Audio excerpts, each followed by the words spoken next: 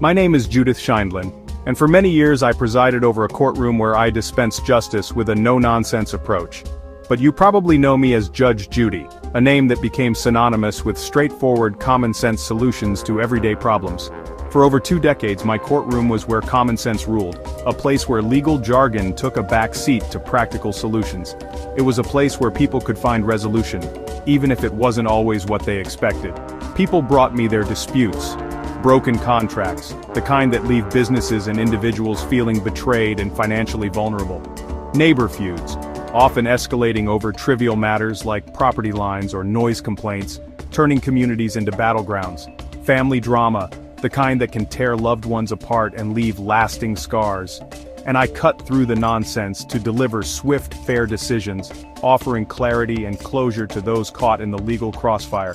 Millions tuned in, week after week, not just for the drama but for the clarity, the feeling that justice, however imperfect, was being served. Back in the mid-90s when television was a very different landscape, putting a real family court judge on TV was a gamble, a concept that raised eyebrows and sparked debate. Would people watch? Would they be interested in the mundane realities of small claims court? They did, because they wanted problems solved quickly and decisively, without the endless delays and complexities of the traditional legal system. My black robe and lace collar became symbols of no-nonsense justice, a visual representation of authority and fairness. I spoke plainly, using language everyone could understand, called out lies, refusing to tolerate dishonesty or deception in my courtroom, and didn't sugarcoat the truth, even when it was uncomfortable or unpopular. My catchphrases, like "beauty fades, dumb is forever," were more than quips. They were reminders of personal responsibility, urging people to think before they act and to take ownership of their choices. Viewers saw their own frustrations with a slow, confusing system, a system that often seemed more interested in process than in justice. Reflected in my courtroom where cases moved quickly and decisions were made without delay. It was fast, direct, and to the point, and the verdict was final, offering a sense of closure that many found appealing. This is the story of how a New York family court judge, with years of experience in the trenches of the legal system, became a global TV icon, a household name recognized around the world. We'll revisit memorable moments, the cases that sparked debate, the rulings that made headlines, and explore why this simple format for justice captured imaginations for so long, leaving an indelible mark on the television landscape.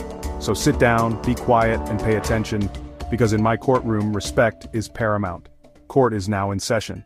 Before the bright lights of television, before the fame and recognition, I was a prosecutor, diligently working in the trenches of New York's family court system.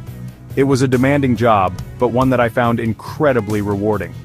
Every single day, I was dealing with chaos and profound heartbreak. These were real families, facing real problems, and often at their lowest points. It was in that environment that I learned to be decisive, to make tough calls under pressure. More importantly, I honed my instincts and learned to spot a lie from a mile away. You had to get to the truth. My reputation for being tough, no nonsense, and direct grew steadily. I simply didn't tolerate nonsense from anyone, regardless of their background or sob story. The truth was the only thing that mattered.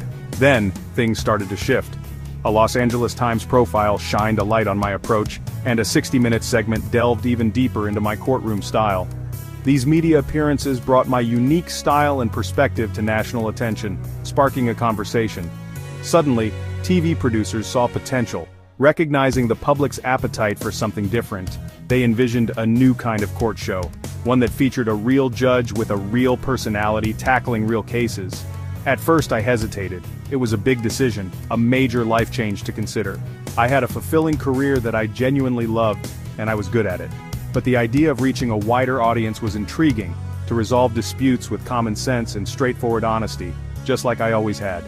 And so, in 1996, Judge Judy premiered, launching a new chapter in my life. The transition from the courtroom to the television studio was surprisingly seamless, because I didn't change a thing about who I was or how I operated. The cases were real, the people were real with all their flaws and complexities, and the only real difference was the presence of the cameras, capturing it all for the world to see. Viewers were immediately captivated by the fast pace of the show, and perhaps even more so, by my unfiltered and often brutally honest commentary. They'd simply never seen a judge on television be so direct, so unapologetically honest. My career took a completely unexpected turn, leading me down a path I never could have imagined, but my core mission, my fundamental purpose, stayed the same: to find the truth, to seek justice, and to make a fair ruling, regardless of who was watching. And against all odds, Judge Judy became an instant and enduring success. The rest, as they say, is television history, a testament to the power of authenticity and common sense. My TV courtroom mirrored my real one. I was in charge, and respect was non-negotiable. Litigants had to be prepared, truthful, and direct. No rambling, no theatrics. I cut to the heart of the matter with pointed questions and didn't let stories go unchallenged. If someone claimed they loaned $5,000 in cash with no receipt, I'd ask, "Where did you get $5,000 in cash?" My scrutiny often caught people off guard. Personal responsibility was a constant theme. Make a bad choice, live with the consequences. My tough love approach resonated in a world full of excuses. When I made a decision, it was final. No appeals, no ambiguity. I explained my rulings in plain English, using visuals when needed. Justice wasn't just done, it was seen to be done. In my court, clarity and accountability ruled. What you saw on TV was binding arbitration, real disputes, real stakes. Litigants agreed to let me decide their case, and my judgment was final. The production company paid the award, so winners got their money, and losers didn't pay out of pocket.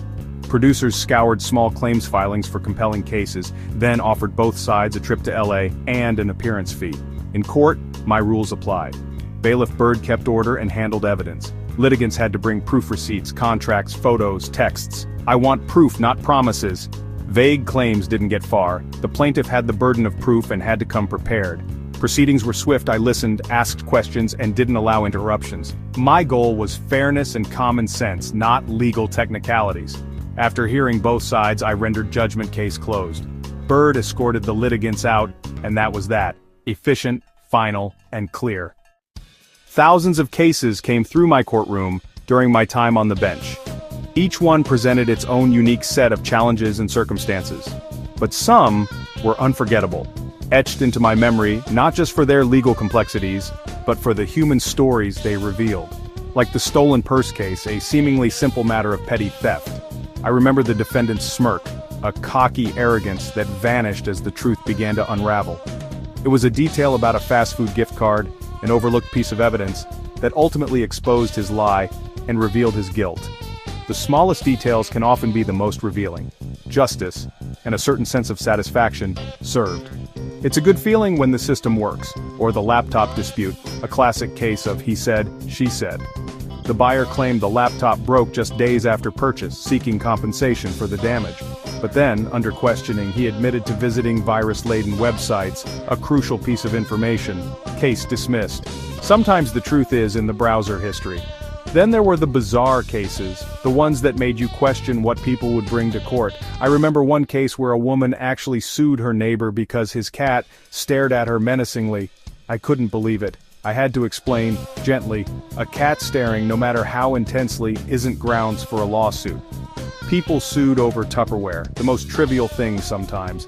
Garden gnomes became objects of legal contention, and bad haircuts led to courtroom dramas, real conflicts, yes, but sometimes utterly ridiculous. But my job as a judge was to treat every case seriously, regardless of how absurd it might seem on the surface. Even the silly ones deserved a fair hearing and a clear resolution, based on the law and the evidence presented. The truth, in my experience, always found its way out, eventually, especially under sharp questioning, when inconsistencies and falsehoods became harder to conceal. These moments weren't just about money or property, they were about something more fundamental, seeing logic and honesty win out over deception and manipulation. Viewers, I think, loved the gotcha moments, when a lie was exposed in real time, and the satisfaction of seeing common sense prevail, of watching the scales of justice balance. Even the most absurd cases, the ones involving staring cats and garden gnomes, taught valuable lessons. Lessons about the importance of evidence, the power of honesty, and the weight of responsibility. Every case, big or small, significant or seemingly trivial, was a chance to reinforce those values, to remind people of the principles that underpin our legal system. And that's why people kept watching, tuning in week after week. It was justice, yes, but justice with a side of entertainment, a compelling combination. My courtroom had its share of laughs, often from the absurdity of people's choices. Like the ex-boyfriend who claimed a loan was a gift, presenting love notes as evidence. "I love you more than bacon," one read. That's a lot of love, but he still had to pay her back. Sometimes the lessons were about life, not just law. I told young people to get jobs, take pride, and steer their own ships. I hoped my rulings were wake-up calls. Bailiff Bird's reactions and eye roll, a head shake, often said more than words. Our rapport was part of the show's charm.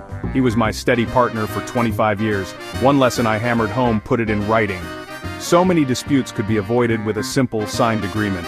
I'd hold up a napkin IOU and say, "This isn't a contract." I wanted viewers to be smarter and more careful in their dealings. Humor and wisdom went hand in hand. That's what made the show memorable. Judge Judy's enduring popularity comes from offering a world that made sense. In real life, things are messy and unfair. My courtroom was the antidote. Problems were presented, lies exposed, and decisions made, all in 22 minutes. Viewers craved that certainty and order. My directness cut through the noise. No sugarcoating, no apologies. If someone acted foolish, I told them. If they tried to cheat, I called them out. Honesty was refreshing in a world tired of ambiguity. The show was also educational. Every episode was a lesson in personal finance, consumer rights, and legal basics. Viewers learned to get receipts, avoid co-signing, and document everything.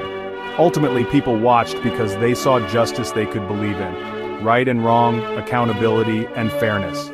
My courtroom became a trusted institution. People knew they'd see a fair fight and a just outcome. That's why they kept coming back. My judicial philosophy, the Judy Doctrine, rests on 3 pillars: fairness, clarity, and personal responsibility. Fairness means listening to both sides and focusing on facts, not personalities. Every decision was based on evidence and simple logic. Clarity was essential. I explained rulings in plain language step by step. Justice shouldn't be a mystery. Everyone should understand why they won or lost. Personal responsibility was non-negotiable. If you lend money to someone unreliable or buy something without checking it, that's on you. Empowerment comes from holding people to a high standard. Excuses lead nowhere. Accountability leads to better choices. These principles aren't just for TV, they're for life. They're what parents teach, what we expect from leaders, and what society needs. The show resonated because it reinforced these values, even in messy conflicts. That's the legacy I'm most proud of. For 25 years, Judge Judy was more than a show. It was a cultural institution. It changed daytime TV, creating a new genre of real court programming. My formula, real disputes, real judge, no-nonsense justice, became the gold standard. Beyond TV, I hope my legacy is empowerment through common sense. I showed millions they could protect themselves by being smart, getting things in writing, and taking responsibility. The law is about fairness. Pay your debts, honor agreements, tell the truth. We settled over 12,000 cases, entertaining and educating a global audience. The show may be over, but the lessons remain. The gavel is down, but the echo of those decisions lives on. Court is adjourned.